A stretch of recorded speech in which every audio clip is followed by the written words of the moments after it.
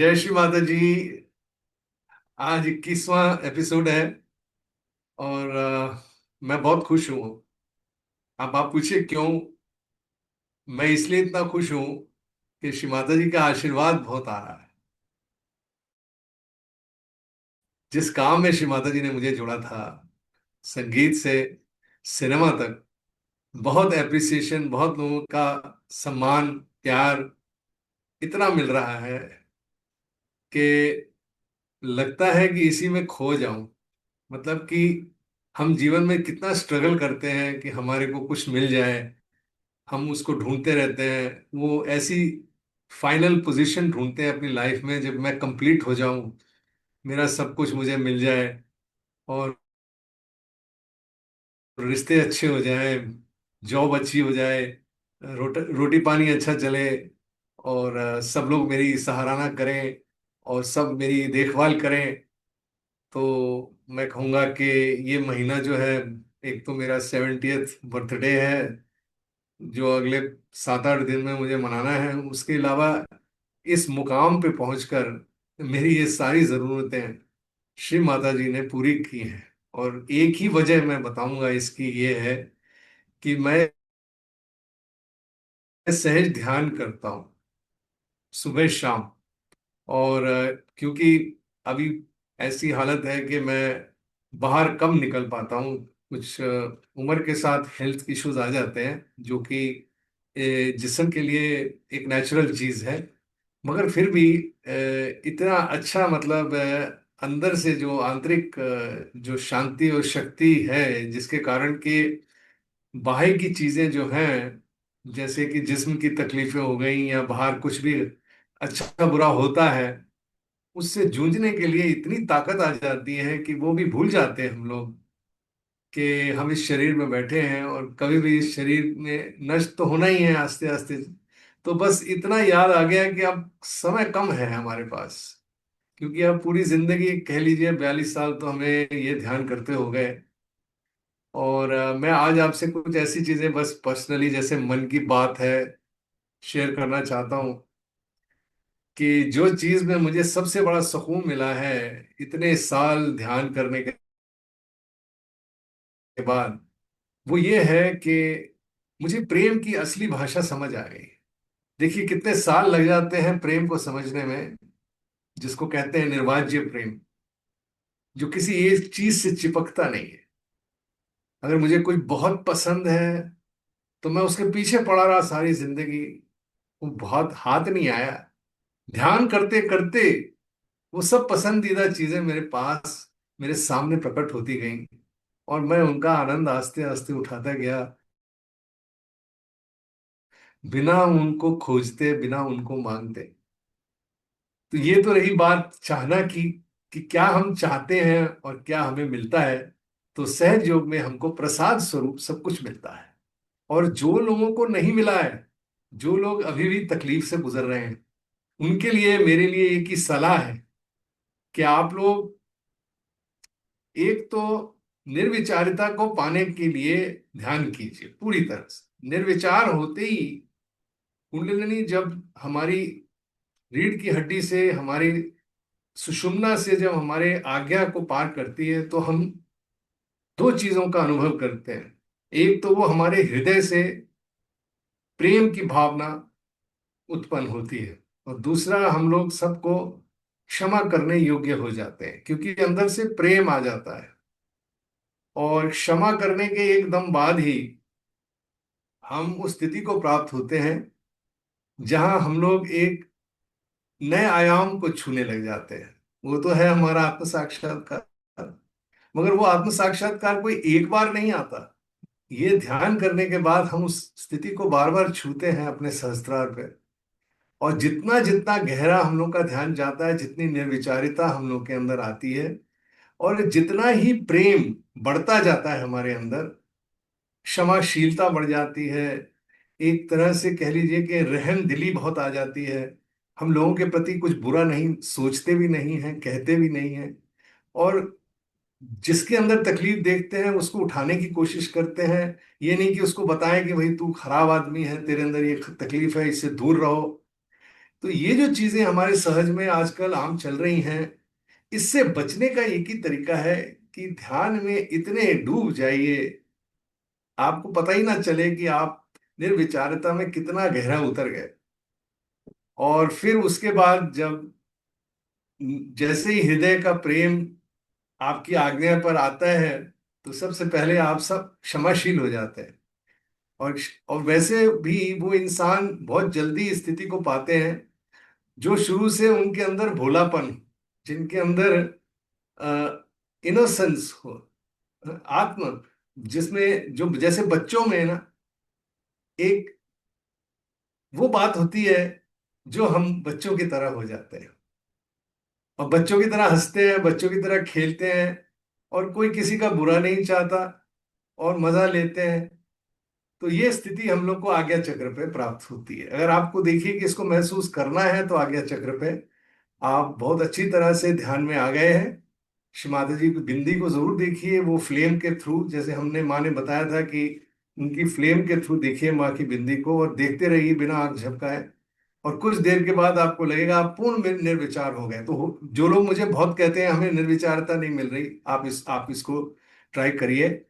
दूसरा है कि रहमदिली, प्रेम, और सबके प्रति एक अच्छी भावना, सद्भावना, उठाने की भावना जब हमारे हृदय में एकदम बास कर लेती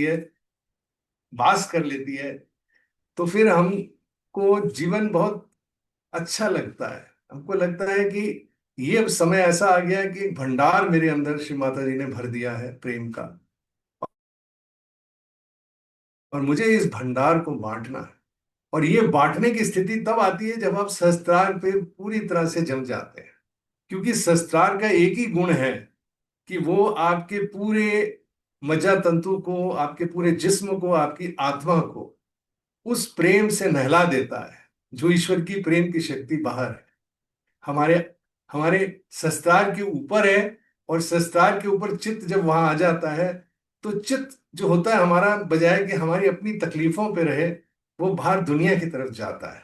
और यहाँ इंसान होने का जो हम लोगों को श्री माता जी ने ये एक रिस्पॉन्सिबिलिटी दी है, एक कर्तव्य दिया है कि इंसान होने के नाते हम उस चौथे डायमेंशन में बैठकर उस पांचवें डायमेंशन को छू सके। पांचवा डायमेंशन क्या है? कि उस प्रेम को तटों तक पहुंचाना, जहां पे उसका असर आए। और ये आता है जब हम लोग कलेक्टिव कॉन्शियसनेस में चले जाते हैं, जब हमारी विशुद्धि, हमारा हृदय, हमारा आज्ञा, और सब ये जो हमारे ब्रेन में है, जितनी भी ये नस नाड़ियां, इसके खुलने से हम लोग का जो संपर्क शस्त्रार के ऊपर टिक जाता है। और शस्त्रार के ऊपर क्या है? पूरा चराचर है, जहां ईश्वर की प्रेम की शक्ति फैली हुई है।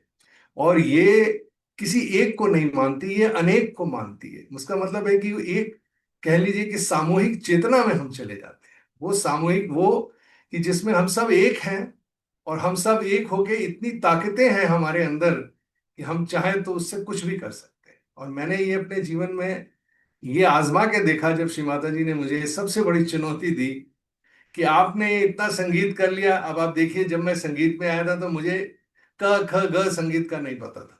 तो कहाँ से आया? श्री माता जी तब थे, अपने फिजिकल फॉर्म में थे, चाहे कितनी भी माया उनके आसपास थी, मगर मेरा अबोधपन, मेरा भोलापन, मेरे अंदर ना कोई छल कपट की भावना, एक बच्चा मेरे अंदर जो अपनी माँ को देख के सहरा रहा था, उसके लिए इतना आसान हो गया कि जैसे माँ चलाती वैसा हम चलते। और देखते देखते ऐसे ऐसे हुनर हमारे स्वादिष्ठान चक्र से खुलने लगे।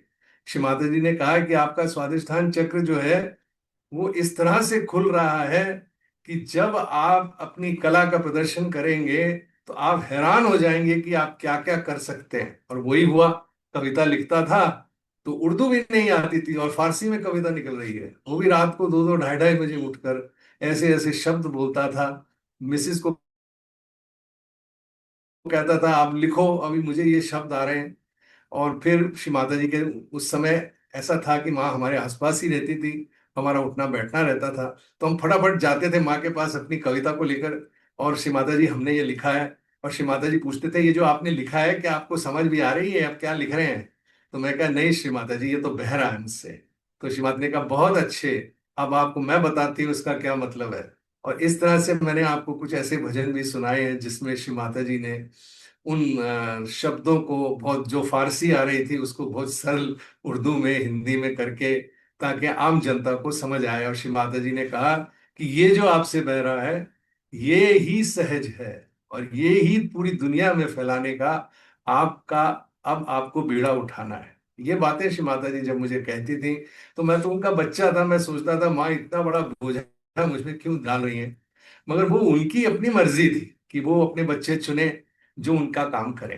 तो उन्होंने मुझे संगीत, कविता और संगीतकार होने का ये जो मौका दिया,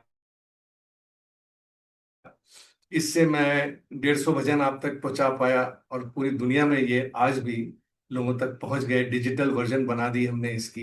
2011 में जब श्री माता जी ने समाधि ली, तब मैंने प्रण लिया कि जितनी भी एनालॉग पुरानी छोटी रिकॉर्डिंग्स हैं जो मेरी, जो बहुत जल्दी फेड ऑफ हो जाती हैं और उनकी क्वालिटी गिर जाती है। पुराने टाइम में देखिए कोई डिजिटल रिकॉर्डिंग नहीं होती थी, और सारे वो जो ऐसे भजन हैं जो सहज के भजन हैं, वो डिजिटल फॉर्मेट में 2010-11 से एकदम शुरू हो गए, टेक्नोलॉजी आने लग गई।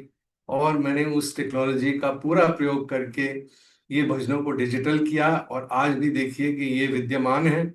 ये आज भी इनका बहुत महत्व है। और यही बात श्री माता जी ने 1988 में मुझे तब कही थी कि ये जो भजन आप बना रहे हैं, इनको सुनने के लिए आप इस दुनिया से जाने के 100 साल बाद भी आएंगे तो ये भजन लोग तब भी गा रहे हैं। ये इनमें ऐसी श्री माता जी का आशीर्वाद है, श्री माता जी की हमारी मानवता को देन है जो उन्होंने मेरे अंदर से बहाई है। और मैं तो बस एक यही कहूंगा कि मैं कोई बहुत बड़ी चीज नहीं हूं, मैं बहुत बड़ा आदमी नहीं हूं, मैं कोई खास, कोई विशेष नहीं हूं। मैं श्री माता जी का एक बच्चा हूं खाली, जिसको माँ ने चुना है काम के लिए। और मेरे जीवन काल में मैं उस काम को कर पा रहा हूं, ये बहुत बड़ी, मैं कहूंगा कि माँ का आशीर्वाद अब फल फूल रहा है। और वो तब भी कह चुकी थी कि 100 साल बाद आओगे तो देखोगे तुम्हारा काम तब भी चल रहा है, और तब भी लोग इसमें जूझ रहे हैं और इसमें पूरी तरह से सीख रहे हैं और सहज की गहराई में जा रहे हैं। तो ये एक, कहते हैं कि चलता हुआ एक दरिया है जिसमें हम सबको अपना थोड़ा थोड़ा योगदान देना है। तो इसी तरह मेरे जैसे और भी कई सहजी भाई बहन हैं जो देश में विदेश में, जो श्री माता जी के निकट गए, श्री माता जी की माया के बीच में बैठकर उन्होंने श्री माता जी से बहुत कुछ पाया।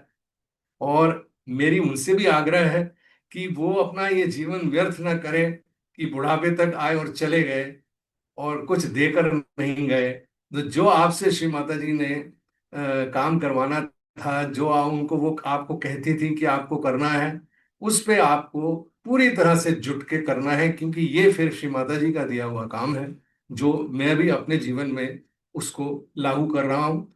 फिर एक बार श्री माता जी ने 2002 में मुझे कहा कि आपने बहुत भजन गा लिए, अब आप अपने भजनों को बड़े पर्दे पर लाइए, एक ऑडियो विजुअल फॉर्मेट में आप इनको पेश करिए। तब मैंने वीडियो बनाने शुरू किए जय जगदम्बे माँ के समय 2002 में। और उस वीडियो के साथ साथ आपको मैंने पहले भी अपने एपिसोड्स में बताया कि ना तो वो वीडियो पॉपुलर हुआ जय जगदम्बे माँ के वीसीडीज में, जो कि आप फिर देख सकते थे, ये वीडियो फॉर्मेट में जो पहली बार निकले वीसीडी उन्हीं दिनों में निकले थे। बल्कि टाइम्स म्यूजिक ने उसको 10 साल के लिए अपनाया एक कॉन्ट्रैक्ट में, जहां पे श्री माता जी ने मुझे भेजा और कहा कि आप जाइए वहां साइन करके आइए।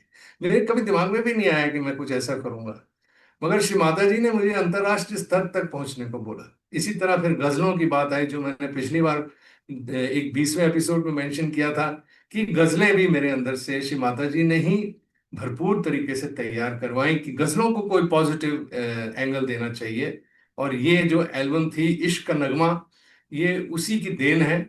और इसमें बड़े बड़े जो कलाकार थे, मजरू सुल्तानपुरी कह लीजिए, या सरदार अली, सरदार जाफरी, और जावेद अख्तर साहब के पिता जानिसा अख्तर, इनकी कोई ऐसी कविताएं थीं जो प्रेम, इश्क, असली इश्क, जो जिसे जिस इश्क के बारे में माता जी कहती हैं, उसके बारे में मैंने उस पे धुन बनाई। वो भी इतने बड़े बड़े कवियों के ऊपर कोई धुन बनी तो थी पहले भी, पर एक सहज तरीके की जो धुन बनी जिसको श्री माता जी ने बहुत पसंद किया। और माँ की कृपा देखो कि HMV सारेगामा के चेयरमैन साहब मिस्टर RP गोयनका ने मुझे स्वयं बुला के कहा कि हम आपके गजल का एक एल्बम निकालेंगे, और तब भी 10 साल का कॉन्ट्रैक्ट मेरा HMV के साथ हुआ। और जो पूरे विश्व में उन्होंने इसको रिलीज किया, और एक बहुत बड़ा इधर प्रोग्राम हुआ था दिल्ली में, आपको मैं बताऊंगा 2003 में उन्होंने एक बड़े हॉल को लेकर और पूरे मीडिया को बुलाया था। और उन दिनों ज्यादा चैनल नहीं होते थे, उन दिनों ये होते थे स्टार टीवी और दूरदर्शन, और कुछ छोटे मोटे और चैनल्स थे। और वो सब ने मेरे को कवर किया। अभी मैं देखता हूँ मेरे पास कुछ उनकी अगर वीडियोस पुराने पड़े हों जिनको मैंने अभी तक डिजिटल नहीं छुआ है, कोई ना कोई तो मेरे पास उनकी रिकॉर्डिंग्स हैं। और मैं कोशिश करूंगा कि दूरदर्शन के जो वीडियो जो मेरे पास पुराने हैं, 1992 में भी उन्होंने मेरे मेरे को दूरदर्शन में ला के मेरे आधे आधे घंटे के प्रोग्राम किए थे, लाइव गया था मैं टीवी पे। तो इस तरह से श्री माता जी ने जब मेरा विष्णु माया से दर्शन कराए, मेरी विष्णु माया जो मेरी खुद की बेटी है 1986 में, वहां से ही विष्णु माया ने पूरा कारोबार में संभाला श्री माता जी के कार्य को पूरा होने के लिए, जिससे कि मैं टीवी पे आना शुरू हुआ 1992 से। और उसके बाद फिर ये जो कॉन्ट्रैक्ट हुए, और फिर श्री माता जी ने कहा कि आप जिन जिन लोगों के साथ गाएंगे, जिन जिन लोगों के साथ आप कोलैबोरेट करेंगे, उन लोगों के जो करियर्स हैं वो आसमान छूने लग जाएंगे। बताइए, मैं तो नहीं तो मेरी तो बहुत ज्यादा फिर अहंकार आ जाता कि अरे ये मेरे कारण हो रहा है, श्री माता जी तो बोल रही हैं ऐसे। और श्री माता जी क्यों बोल रही थी मुझे? क्योंकि वो जानती थी कि मैं इस किस्म का इंसान नहीं हूँ। मैं बिल्कुल माँ के प्रति पूरा समर्पित हूँ। मेरा मन साफ है। मुझे कोई क्रेडिट किसी चीज का नहीं लेना, क्योंकि मुझे पता है जो आता है वो श्री माता जी से ही आता है। और वो मैंने जब देखा होते हुए कि मैं नाचीज होते हुए मेरे अंदर से इतनी कुछ कविता, इतना संगीत बह रहा है, तो फिर मैं कैसे उसका वो ले लूं कि ये मैं हूं, ये मैंने किया? कभी हो ही नहीं सकता। फिर भी इंसान होने के नाते हमारे मन में ये बात जरूर आती है कि कभी कुछ हमारे से कार्य होता है तो हम दुनिया को बताने के लिए उतावले हो जाते हैं कि ये काम मैंने किया।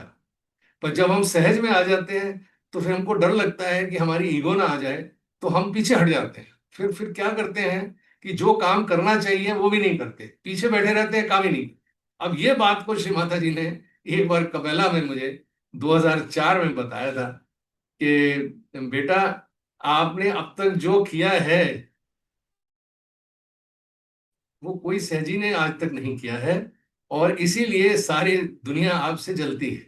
और वो आते हैं आपकी शिकायत करने, और वो आपके बारे में उल्टा उल्टा बोलते हैं, और बहुत लोग आपके बारे में उल्टा सोचते हैं कि ये कर रहा है पैसे के लिए, ये कर रहा है मान सम्मान के लिए, इसकी बहुत ईगो है, ये अपने आप को आगे लाता है। तो मैं इसका भी आपको राज बता दूं कि जब श्री माता जी ने मुझे 2002 में कहा था कि आप आपने बहुत भजन कर लिए, अब आप सिनेमा में जाइए, आप पिक्चर बनाइए, तो मैं कहा श्री माता जी मुझे तो पिक्चर बनानी आती नहीं है। तो श्री माता जी ने कहा आप अपनी मय में क्यों जा रहे हो, पिक्चर तो मैं बना रही हूँ। आपको तो मैंने काम दिया है, आप बस आगे बढ़िए, कोशिश करिए, देखिए आपसे कैसे बन बन जाएगा। तो बस हमने माँ की उस बात को सफेद लकीर मान के उस पर चल पड़े। और यही होता था, हमें आता तो कुछ नहीं था, मगर सामने श्री माता जी वो हर चीज प्रकट कर देती थी जिससे कि वो कार्य बहुत बढ़िया, बहुत उम्दा, बहुत टेक्निकली हाईली क्वालिटी का हमारे हाथों से करवा दिया। हमें पता भी नहीं चला कि हमने क्या कर डाला। ऐसे ऐसे लोग सामने आ गए, ऐसी ऐसी टीम बन गई। पहले गृह लक्ष्मी दी अवेकनिंग फिल्म बन गई, उसके बाद महालक्ष्मी पथ फिल्म बन गई, उसको भी 114 अवार्ड मिल गए। मतलब आशीर्वादों का भंडार ही, आशीर्वादों की बरसात ही हो गई है एक तरह से, मैं बताऊंगा। तो बताइए कि अब ये दिनों में मैं खुश नहीं रहूंगा तो क्या रहूंगा? ठीक है, उम्र हो रही है, थोड़ा बहुत हेल्थ इश्यूज आ गए हैं, इसलिए मैं थोड़ा सा अभी पीछे हट रहा हूँ। मगर क्या है कि अब श्री माता जी ने की ऐसी असीम क्या कह लीजिए कि अब आशीर्वाद आया पीछे कुछ 2 महीने पहले, हमारे वरिष्ठ से जो भी योगी महाजन जी के सपने में आई। और जब मैं 108वां अवार्ड लेकर उनके घर गया, तो वो मुझे कहने लगे, मुझे रात को सपना आया, भाई तुम्हें बताना चाहता हूँ कि श्री माता जी तुमसे बहुत खुश हैं, और श्री माता जी ने कहा है कि इतना अच्छा सिनेमा बनाया है, इससे ही सहयोग फैलेगा। अब देखिए, हम इस सिनेमा को पिछले 8 साल से बना के आप लोग तक पहुंचाने की कोशिश कर रहे हैं, मगर कुछ लोग ऐसे हैं जो हमारे सेटरों में अनाउंस ही नहीं होने देते कि भाई इतनी बड़ी चीज बनी है, आप लोग भी आइए, मिलिए, इसको बांटें और इससे सहयोग का प्रचार प्रसार होगा। लोग अपने पुराने तरीके से ही लगे हैं, सहज का प्रचार प्रसार कर रहे हैं। अब कहाँ तक वो पहुंचे और कितना उनको मिला, ये तो वो जाने। मैंने तो ये देखा है, 250 शो हुए गृह लक्ष्मी के, मेरे ख्याल है लाख से ऊपर लोगों को आत्म साक्षात्कार मिला। यहाँ तक कि मुझे खबर है कि कई जगह नए सेंटर बहुत जल्दी खुल गए और बहुत लोग सहयोग में जुड़ गए। और मुझे इतने मैसेज आते थे कि भाई हमने तो इस मूवी को देख के आज समझ आ गई है कि ये सहयोग करना चाहिए हम। और बहुत से सहयोगी जो अपने परिवारों को नहीं ला पाए सहयोग में, जहाँ बहुत कोशिश के बाद भी, उन्होंने भी मुझे कहा कि हमने जब उनको चलचित्र दिखाया तब उनको लगा कि हाँ ये है कुछ करने वाली बात, और फिर वो सहज में जुड़े। तो इस तरह के बहुत लोगों ने मुझे ये माँ की ब्लेसिंग के बारे में बताया कि उनके जीवन में, उनके परिवारों में ये हुआ। तब मुझे यकीन हुआ जब श्री माता जी कहती थी कि चलचित्र बनाओगे तो सहयोग फैलेगा। तो फिर मुझे यकीन हुआ कि पेंडेमिक देके श्री माता जी ने हमको 2 साल दे दिए उस पर काम करने के लिए, और महालक्ष्मी पथ पे खूब उम्दा काम हुआ, खूब अच्छी अच्छी पर्सनालिटीज बॉम्बे फिल्म इंडस्ट्री से जुड़ी, बहुत अच्छे अच्छे टेक्निकल लोग जुड़े। और फिर मुझे दिख गया कि श्री माता जी इसके पीछे हैं, बस हम करते जा रहे हैं और श्री माता जी हमको आशीर्वादित करती जा रही हैं, हमारे हाथ भरती जा रही हैं। हमें कभी धन की कमी नहीं हुई, कोई ना कोई तेजी भाई आगे आकर धन दे देता था, हम मांगते थे बहुत आसानी से आ जाता था। जितने लोग दुत्कारते थे उससे 10 गुना ज्यादा लोग हमें पसंद भी करते थे। तो ऐसा तो चलता ही है जीवन में कि कुछ लोगों को कम समझ आती है, कुछ लोगों को ठीक समझ आती है। क्यों क्यों आती है ठीक समझ? क्योंकि वो ध्यान करते हैं, क्योंकि उनको चैतन्य से पता चल जाता है कि कहाँ मदद देनी है और कहाँ नहीं देना। क्योंकि ये सहयोग कोई ऐसा धंधा तो है नहीं कि हम लोग पूजाएं पे पूजाएं कराई जाए, हम सेमिनार पे सेमिनार ही कराए जाएं और लोग वहीं के वहीं हैं, अभी तक वही प्रश्नों से गूंज रहे हैं। क्यों नहीं हम लोग उठ पाए हैं, क्यों नहीं हम लोग आगे? क्योंकि ये सब चीजें जो है, हमें पूजा अपने अंदर, अपने देवी देवताओं की करनी है, हमारे अंदर जाना है पूजाओं में। ऐसा मैं नहीं कहता कि नहीं जाना है। मैंने बचपन से, मेरे ख्याल है मैं 27 की उम्र से सहयोग में हूँ, आज मेरी उम्र 70 हो रही है। तो तब से लेकर, और मेरे ख्याल है पिछले 8-10 साल से मैं पूजाओं में नहीं जा रहा हूँ, बहुत कम जा रहा हूँ, मगर मैंने हर पूजा अटेंड की है, हर पूजा, और वो भी साकार पूजा श्री माता जी की, जब से, तब से, और 2011 तक, जब तक श्री माता जी हमारे साथ थे, मैंने कोई पूजा मिस नहीं की। और उससे, उसी का ये परिणाम है कि हमारे अंदर जो परिवर्तन आया है, इतना बढ़िया परिवर्तन आया है ये पूजाओं के जरिए, कि जो हमारे अंदर के जो देवी देवता हैं, जो डिटीज हैं, जो उत्सुक हैं हमें मदद करने के लिए, वो खुश हो जाते हैं जब हम पूजा करते हैं। और वो पूजा का हमको सम्मान रखना चाहिए कि जो उनकी क्वालिटीज हैं, जो उनके गुण हैं, वो हमको आगे, हमारे आगे से बहने चाहिए। हमारे अंदर इतना अबोधियता होनी चाहिए, इतना भोलापन होना चाहिए, कोई ज्यादा चालाकी नहीं होनी चाहिए, कोई किसी किस्म का ईगो नहीं होना चाहिए कि मैं बहुत बड़े हो गया, मेरे को बहुत सम्मान मिलना चाहिए, मुझे ये है, मुझे वो है। हमें कुछ नहीं चाहिए, हम अंदर से बिल्कुल खोखले हैं, हम बिल्कुल निर्विचार हैं, हम श्री माता जी पे समर्पित हैं। क्योंकि जो करती है वही तो करती है। तो जब हमने उन पे छोड़ दिया, तो फिर वो आप देखिए कि कैसा करिश्मा होता है। जब आप, वो कहते हैं ना, जो मैंने गाना लिखा था अंग्रेजी में, कि when we surrender we are in paradise. तो ये है सच्चाई हमारे, कि सहज योग हमें पैराडाइज देता है इस धरती पर। मतलब है कि धरती पर स्वर्ग आप केवल सहयोग करके ही पा सकते हैं। अब कैसे लोगों तक पहुंचाया जाए? जब आपके अंदर ये भावना आए कि मैं हर इंसान को प्यार करूंगा, मैं हर इंसान की सराहना करूंगा, मैं अप्रिशिएट करूंगा, जो उसमें छोटी सी भी अच्छी बात होगी उसको अप्रिशिएट करूंगा, किसी की बुरी बात को उसके लेके उसको नीचे नहीं दिखाऊंगा, किसी, मेरे से गलती होगी क्षमा मांगूंगा, आगे बढ़ूंगा और लोगों को क्षमा करूंगा। क्योंकि यही सब चीजें तो हमें श्री माता जी ने अपने लेक्चरों में बताया। अगर आप लोग लेक्चर सुनते हैं, लेक्चर तो श्री माता जी के सुनने बहुत जरूरी है। मैं तो शुरू से माँ के रोज बैठ के आधा घंटा घंटा लेक्चर सुनता रहा, बहुत सुने। और अब श्री माता जी ने ऐसी स्थिति कर दी है कि अब उनका कार्य जो दिया है वो इतना ज्यादा है कि इस उम्र में मैं अब एक ही काम कर सकता हूँ कि पीछे बैठ के कंटेंट पे काम करूं। क्योंकि वो जो योगी महाजन जी को सपना आया कि श्री माता जी बहुत खुश हैं, तो उसके बाद उन्होंने कहा नहीं, संजय को कहो कि अब फिल्म बनाए और एक ऐसी वेब सीरीज बनाए, ऐसा टेली सीरियल बनाए जो कि हर समय 30 घंटे 30 मिनट 40 मिनट का हो, और वो ऐसे प्लेटफॉर्म पे आ जाए जहां पे पूरे लोग सहज से जुड़े। तो सहज की पूरी विद्या उसमें कैसे लाई जाए, तब हमने बैठ के पिछले 1 डेढ़ महीने से एक टीम बनाई है और हम उस पे लगे हैं। और कुछ ना कुछ रेडी हो रहा है, इस वक्त कुछ तैयार हो रहा है। और हम चाहते हैं कि सभी लोग इसमें साझा हों, सभी लोग मिल के इसमें काम करें, मैं अकेला नहीं। मैं तो बल्कि ये सब संस्था छोड़कर पीछे होकर अपने हेल्थ पे, अपनी फैमिली पे ध्यान देने की कोशिश कर रहा हूँ, जो कि मैंने इतने साल नहीं कर पाया। श्री माता जी के आदेश पे चलते चलते मैं भूल गया कि मेरा परिवार है, मुझे परिवार की तरफ कुछ और जिम्मेदारियां हैं। कुछ अपने धन को भी देखना है कि हमारे पास है कि बचा है कि नहीं है। यहाँ तक की हालत हो गई कि पैसा ही नहीं है घर चलने के लिए, तो भी श्री माता जी मदद करती रही। बहुत सारे सहयोगी आके हमें कहने लगे कि भैया आपके चाल चलन, आपके काम के लिए, आपके जीवन के लिए कुछ चाहिए तो हम आपको देंगे। देखिए इतना प्यार एक परिवार वाला ही दे सकता है। और अपना परिवार वाला जिससे खून का रिश्ता है, मैं इतनी उम्मीद नहीं करता कि वो देगा, मगर जिससे आत्मा का रिश्ता है, जिससे प्रेम का रिश्ता है, वो हमारे सहयोगी हैं जो पूरी दुनिया में फैले हैं। हम एक इतना विशाल परिवार है कि आपको, मैं सच कह रहा हूं, सहजी होने का आपको गर्व होना चाहिए कि आपको उस विशालता के अंदर डुबकी मार के और तैरना सीखना चाहिए। क्योंकि वो विशालता इतनी है कि जीवन जीने में स्वर्ग महसूस होगा। जाते जाते भी हम स्वर्ग में होते हुए श्री माता जी के श्री चरणों तक पहुंच जाएं। मैं तो कहूंगा कि ये हमारी सबसे बड़ी एक अचीवमेंट होगी। और देखिए कि हम अब एक नई वेब सीरीज की तैयारी कर रहे हैं, जिसके ऊपर हमें आप सबकी बहुत जरूरत पड़ेगी। आप लोगों को जुड़ना चाहिए, आप लोग जो मदद देना चाहें दें। हमारे एनजीओ अभी भी जिंदा है, लोग यहाँ पे हैं जो किसी भी किस्म की मदद, ये नहीं कहते कि केवल पैसा देना चाहिए। आप लोग को जुड़ के आप लोग फिल्म को दिखाना चाहिए। देखिए गृह लक्ष्मी और महालक्ष्मी पथ जितने शो जाते हैं जब भी थिएटर में, तो हाउसफुल जाते हैं, पर लोग दिखाते नहीं। क्यों नहीं पता नहीं, क्योंकि खर्चा होता है। अच्छा बाबा खर्चा होता है, तो आप ये देखो कि हमने भी तो कितना खर्च किया उसको बनाने में। अब देखिए हमने कितना खर्च कर दिया कि अपने घर में रोटी नहीं है खाने के लिए।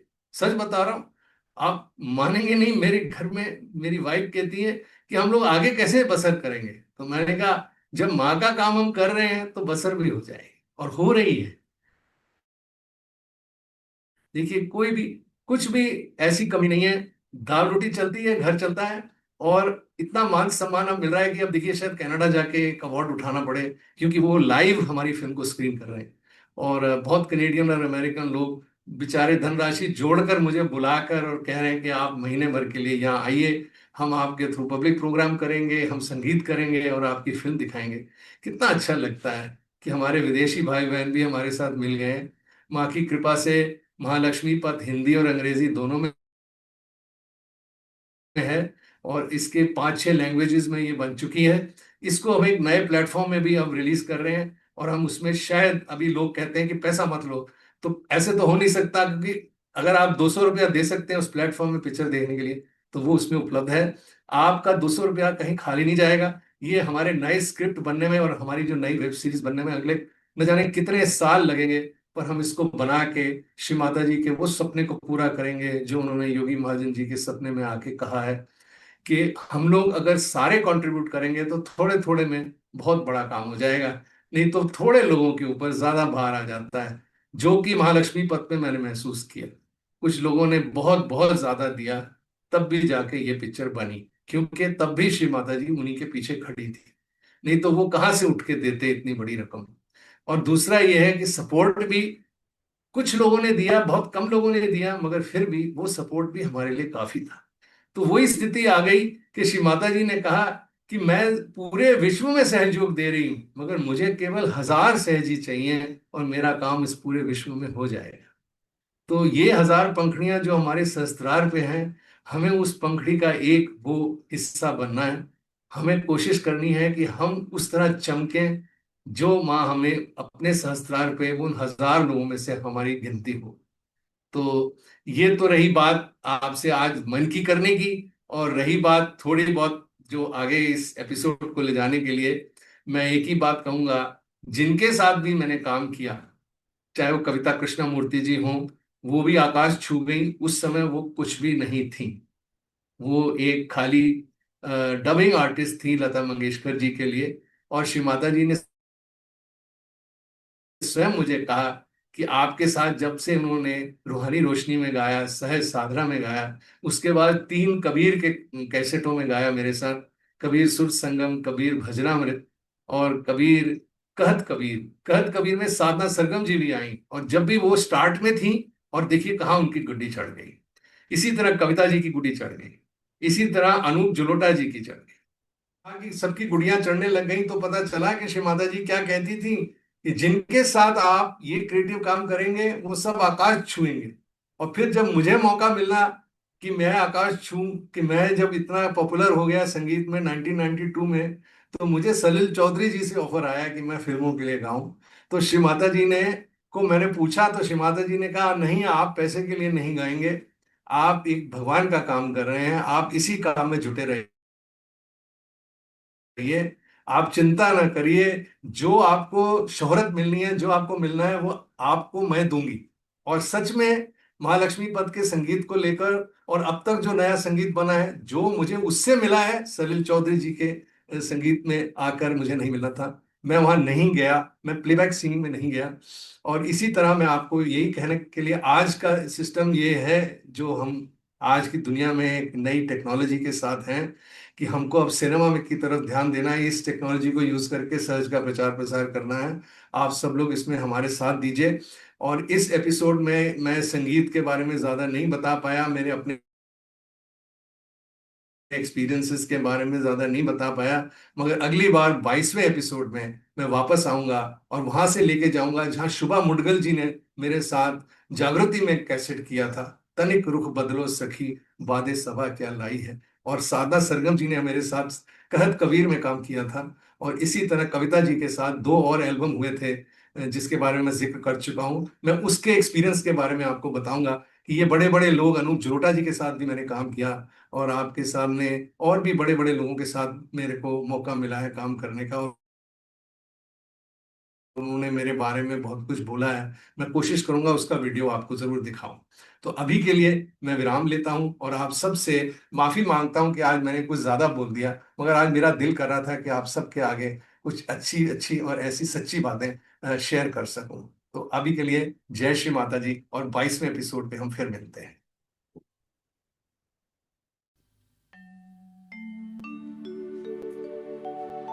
भाई कोई सतगुरु संत कहावै,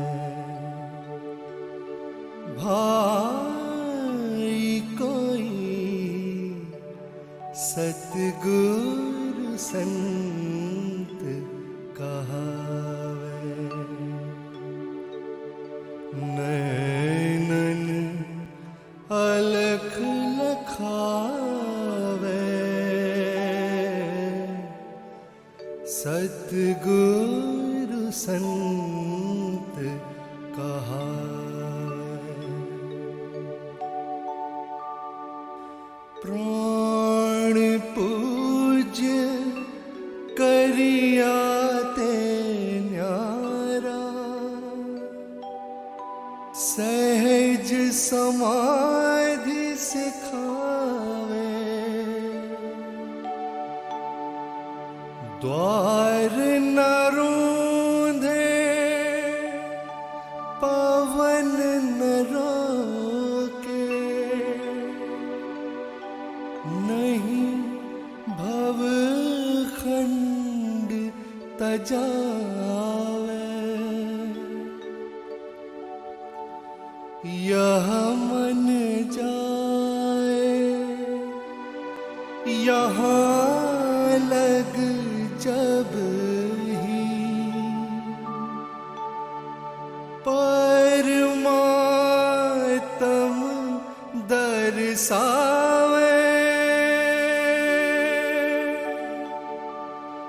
कर्म करे निष्कर्म रहे जो, ऐसी जुगत लखावे, ऐसी जुगत लखावे, ऐसी जुगत लखावे।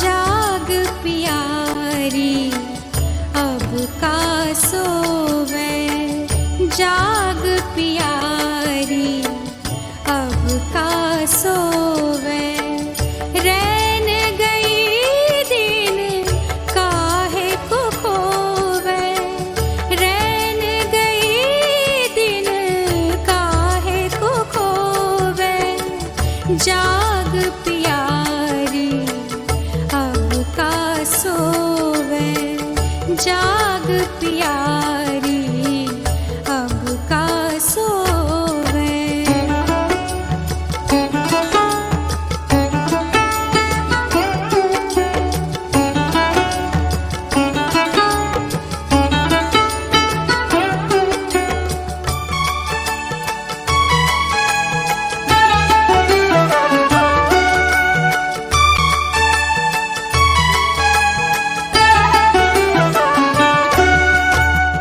जिन जागा तिन मानिक पाया, जिन जागा तिन मानिक पाया, ते बोरी सब सोय गवाया, ते बोरी सब सोय गवाया, पिय तेरे चतुर तू मूरख ना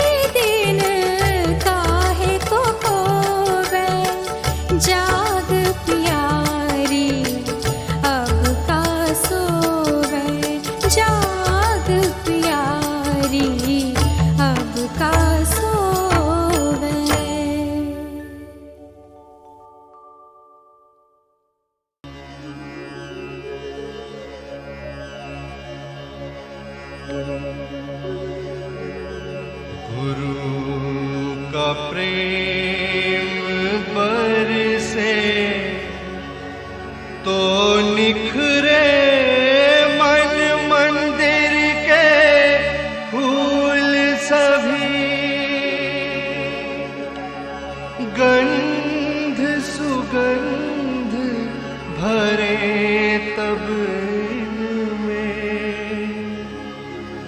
गुरु चरणों में चढ़े तभी।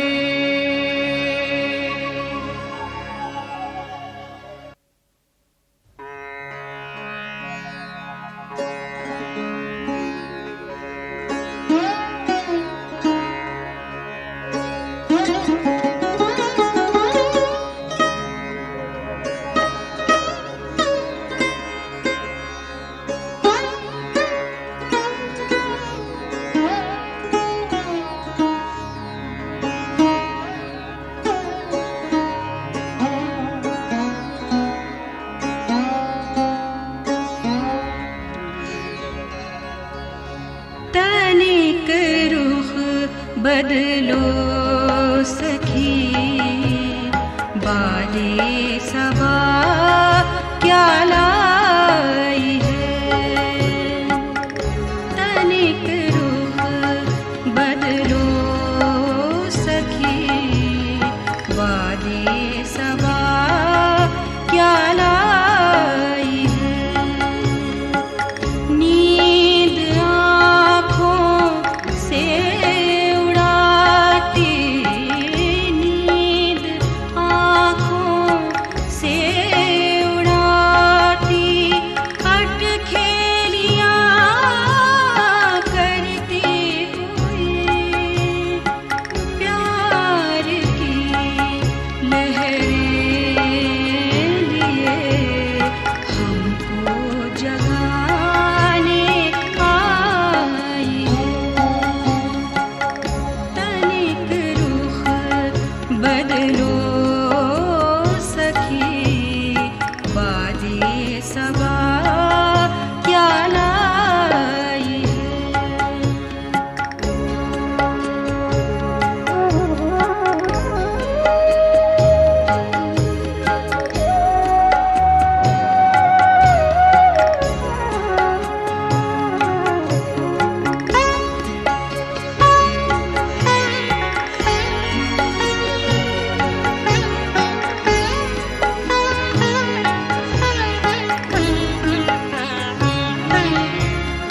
छोड़ दो गफलत के पहलू, छोड़ दो गफलत के पहलू, धार लो इसी को अब, प्यार के आंचल के पीछे कैसी खिली नूराई है। तनिक रुख बदलो सखी, बादे सबा क्या लाई है।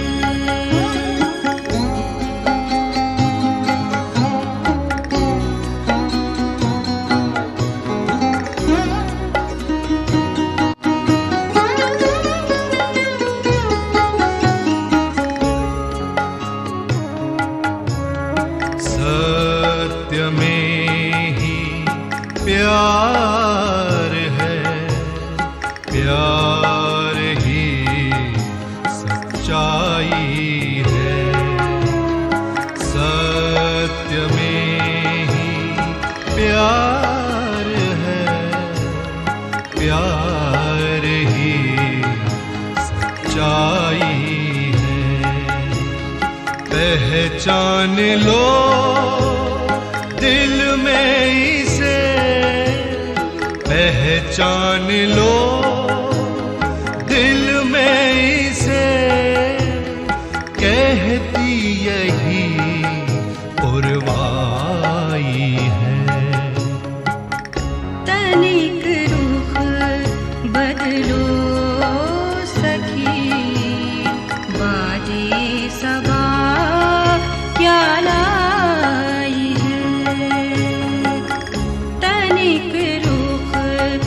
बदलो सखी बादे सबा क्या लाई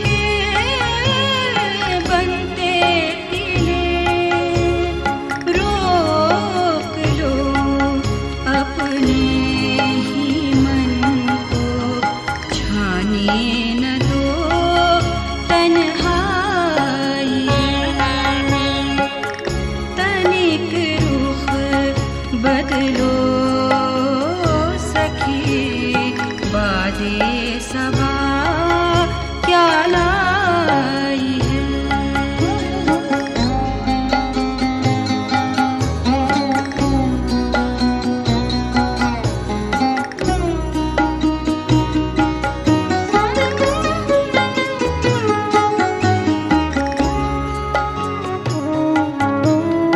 झूठे हैं ये रिश्ते नाते आदतें हर बार ये झूठे हैं ये रिश्ते नाते आदतें हर बार ये छू जो ले तेरे हृदय को छू जो ले तेरे हृदय को जानो वही गहराई है तनिक रूह बदलो सखी बादे सबा क्या लाई है तनिक रूह बदलो सखी बादे सबा क्या लाई है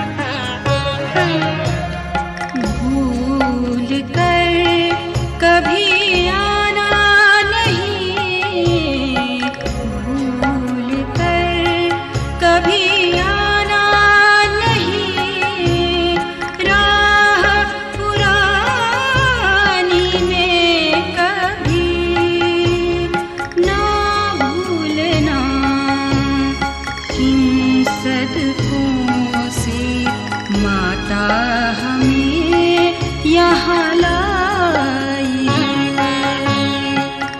तनिक रूह बदलो सखी बादे सबा क्या लाई नींद आँखों से उड़ाती नींद आँखों से उड़ाती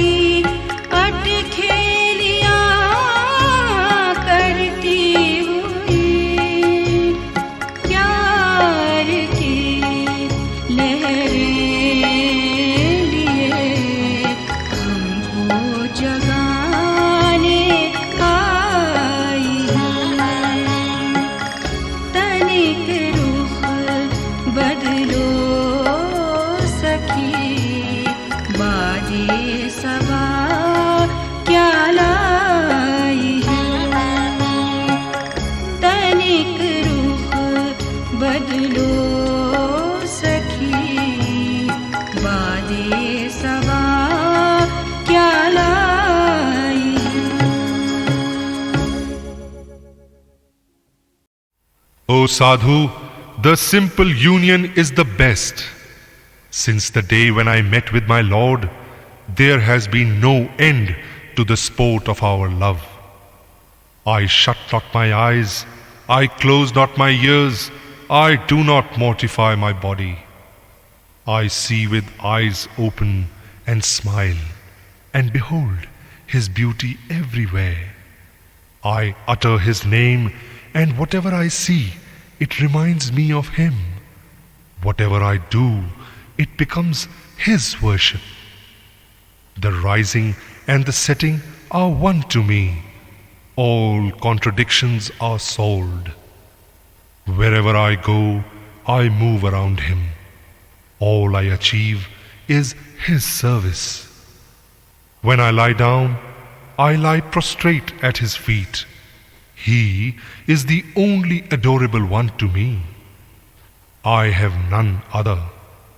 My tongue has left off impure words. It sings His glory day and night.